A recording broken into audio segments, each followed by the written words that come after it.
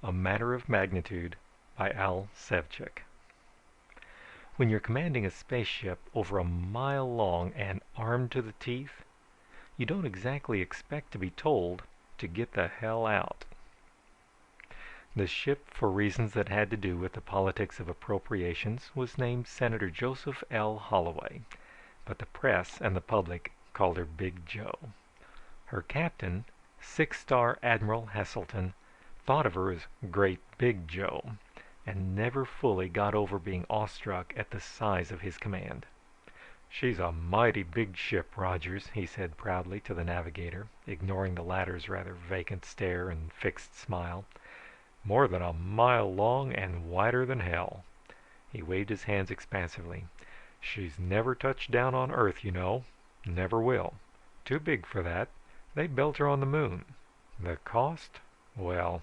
Swiveling his chair around, Heselton slowly surveyed the ship's control room with a small, satisfied smile. The two pilots sitting far forward, almost hidden by their banks of instruments, the radar operators idly watching their scopes, the three flight engineers sitting intently at their enormous control consoles, and just behind, the radio shack, its closed door undoubtedly hiding a game of cards. For weeks now, as Big Joe moved across the galaxy's uncharted fringe, the radio bands had been completely dead, except, of course, for the usual star-static hissing and burbling in the background. Turning back again to his navigator, Heselton smiled modestly and noted that Big Joe was undisputedly the largest, most powerful, most feared, and most effective spaceship in the known universe. As always, Rogers nodded agreement. The fact that he'd heard it 100 times didn't make it any less true. Big Joe, armed with every weapon known to Terran technology, was literally the battleship to end all battleships. Ending battleships and battles was, in fact, her job, and she did it well. For the first time, the galaxy was at peace. With a relaxed sigh, Heselton leaned back to gaze at the stars and contemplate the vastness of the universe, compared to which even Big Joe was an insignificant dot. "Well," said Rogers, "time for another course check. He jumped back, barely avoiding the worried lieutenant who exploded upon them from the radio shack. "A signal, sir! Damn close on the VHF band. Their transmission is completely overriding the background noise." He waved excitedly to someone in the radio shack, and an overhead speaker came to life, emitting a distinct clacking, grunting sound. "It's audio of some sort, sir, but there's a lot more to the signal than that." In one motion, Heselton's chair snapped forward, his right fist hit the red emergency alert button on his desk, and his left snapped on the ship's intercom. Lights dimmed momentarily as powerful emergency drive units snapped into action, and the ship echoed with the sound of 2,000 men running to battle stations. "Bridge to radar. Report." "Radar to bridge. All clear." Heselton stared incredulously at the intercom. "What?" "Radar to bridge. Repeating. All clear. Admiral, we've got 2 men on every scope. There's nothing anywhere." A new voice cut in on the speaker. "Radio track to bridge." Frowning, Heselton answered. "Bridge. Come in, radio track. We're listening." "Sir," the crisp voice of the radio track section commander had an excited tinge. "Sir, Doppler calculations show that the source of those signals is slowing down somewhere to our right. It's acting like a spaceship, sir, that's coming to a halt." The Admiral locked eyes with Rogers for a second, then shrugged. "Slow the ship and circle right. Radio track, can you keep me posted on the object's position?" "No can do, sir. Doppler effect can't be used on a slow-moving source. It's still off to our right, but that's the best I can say." "Sir," another voice chimed in, "this is fire control. We've got our directional antennas on the thing. It's either directly right or directly left of the ship, matching speed with us exactly." "Either to our right or left?" "That's the best we can do, sir, without radar help." "Admiral, sir," the lieutenant who had first reported the signal came running back. "Judging from the frequency and strength, we think it's probably less than 100 miles away." "Less than 100?" "Of course we can't be positive, sir." Heselton whirled back to the intercom. "Radar! That thing is practically on our necks. What the hell's the matter with that equipment?" The radar commander's voice showed distinct signs of strain. Can't help it, Admiral. The equipment is working perfectly. We've tried the complete range of frequencies. 25 different sets are in operation. We're going blind looking. There is absolutely nothing. Nothing at all." For a moment the bridge was silent, except for the clacking grunting from the overhead speaker, which, if anything, sounded louder than before. "It's TV, sir." The radio lieutenant came running in again. "We've unscrambled the image. Here." The communication screen on Heselton's desk glowed for a moment, then flashed into life. The figure was clearly alien, though startlingly humanoid, at least from the waist up, which was all that showed in the screen.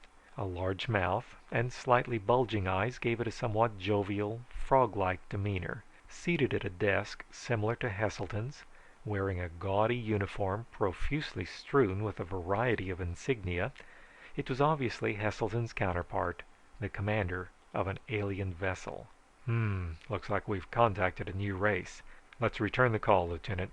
A tiny red light glowed beneath a miniature camera on Heselton's desk, and almost at once the alien's face registered obvious satisfaction. It waved a six-fingered hand in an unorthodox but friendly greeting. Heselton waved back. The alien then pointed to his mouth, made several clacking grunting sounds, and moved a hand on his desk. The scene switched to another alien sitting in front of what looked like a blackboard with a piece of chalk in his hand. The meaning was clear.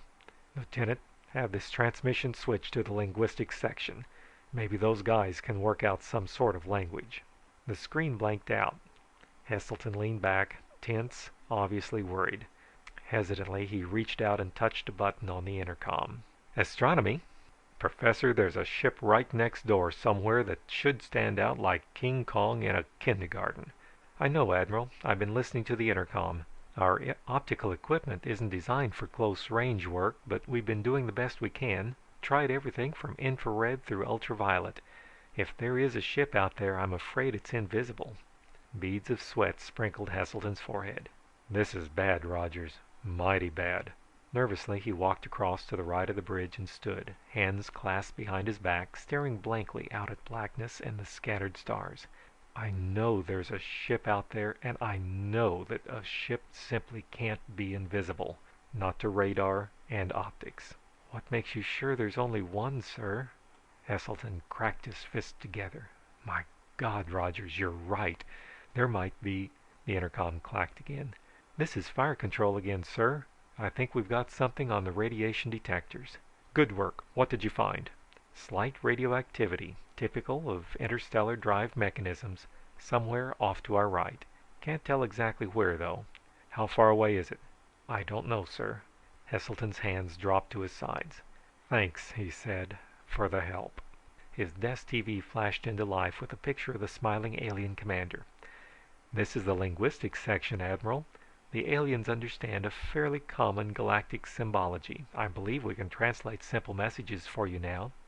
"Ask him where the hell he is," Heselton snapped without thinking, then instantly regretted it as the alien's face showed unmistakable surprise.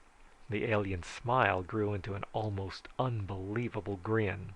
He turned sideways to speak to someone out of sight of the camera and suddenly burst into a series of roaring cackles. "He's laughing, sir," the translator commented unnecessarily.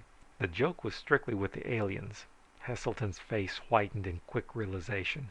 "Rogers, they didn't know that we can't see them." "Look, sir." The navigator pointed to the TV screen, and a brilliantly clear image of Big Joe shimmered against the galaxy, lit by millions of stars. Every missile port, even the military numerals along her nose, were clearly visible. "They're rubbing it in, Rogers, showing us what we look like to them." Heselton's face was chalk. They could blast Big Joe apart piece by piece. The most powerful ship in the galaxy. "Maybe," said Rogers, "the second most powerful." Without answering, Heselton turned and looked out again at empty space and millions of steady, unwinking stars. His mind formed the image of a huge ethereal spaceship, missile ports open, weapons aimed directly at Big Joe. The speaker interrupted his nightmare. "This is fire control, Admiral. With your permission, I'll scatter a few C-bombs." Heselton leaped for the microphone. "Are you out of your mind?" We haven't the slightest idea of the forces that guy has. We might be in the center of a whole blooming fleet. Ever think of that?" The alien's face, still smirking, appeared again on the screen. "He says," said the interpreter, "that he finds the presence of our armed ship very annoying." Heselton knew what he had to do. "Tell him," he said, swallowing hard, "that we apologize. This part of the galaxy is strange to us." "He says he is contemplating blasting us out of the sky." Heselton said nothing, but he longed to reach out and throttle the grinning alien face. "However," the interpreter continued, "he will let us go safely if we leave immediately. He says to send an unarmed diplomatic vessel next time, and maybe his people will talk to us." "Thank him for his kindness." Heselton's jaws clenched so tightly they ached. "He says," said the interpreter, "to get the hell out." The grinning face snapped off the screen, but the cackling laughter continued to reverberate in the control room until the radio shack finally turned off the receiver. "Reverse course," the admiral ordered quietly. "Maximum drive." 1,000 missile launchers designed to disintegrate solar systems were deactivated. Hundreds of gyros swung the mile-long ship end for end and stabilized her on a reverse course. Drive units big enough to power several major cities whined into operation. Anti-grav generators with the strength to shift small planets counterbalanced the external acceleration, and the ship moved away with a speed approaching that of light. "Well," muttered Heselton, "that's the very first time Big Joe has ever had to retreat." As if it were his own personal failure, he walked slowly across the control room and down the corridor towards his cabin. "Admiral!" Lost in thought, Heselton barely heard the call. "Admiral, look!" Pausing at the door to his cabin, Heselton turned to face the ship's chief astronomer, running up, waving 2 large photographs. "Look, sir," the professor gasped for breath. "We thought this was a spot on the negative, but one of the men got curious and enlarged it about 100 times." He held up one of the photos. It showed a small, fuzzy, but unmistakable spaceship. "No wonder we couldn't spot it with our instruments." Heselton snatched it out of his hand. "I see what you mean. This ship must have been thousands of miles." The professor shook his head. "No, sir. As a matter of fact, it was quite close by." "But we figure that the total length of the alien ship was roughly an inch and a half." End of A Matter of Magnitude by Al Sevcik.